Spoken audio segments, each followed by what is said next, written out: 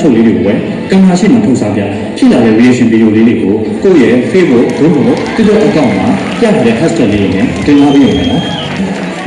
ဆက်လက်ယူပေးကြဒီနဲ့ကြည့်နေတယ်ဟာ။ဒီလိုဒီချိန်ကဟာဒီလိုအင်းလေးတို့ဒီကြောင့်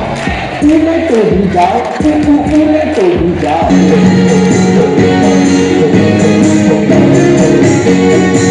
ထောင်စင်နာစင်ရတဲ့တောင်းတရှင်တွေရဲ့ရောက်ရှင်မဒီဆိုကြတဲ့လူမသိငါရဲ့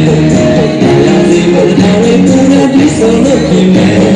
ဒီမှာဥပ္ပေပြေဥပ္ပေလို့ဆက်ပါလေထောင်စင်နာစင်ရတဲ့တောင်းတရှင်တွေရဲ့ရောက်ရှင်မဒီဆိုကြတဲ့လူမသိငါရဲ့တရားစီဝဒနာတွေပူရဒီဆိုလို့ပြင်မဲ့ဒီမှာဥပ္ပေပြေဥပ္ပေလို့ဆက်ပါလေ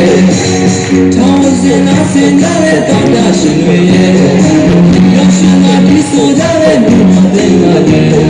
တရားစီဝဒနာတွေပူရဒီဆိုလို့ပြင်မဲ့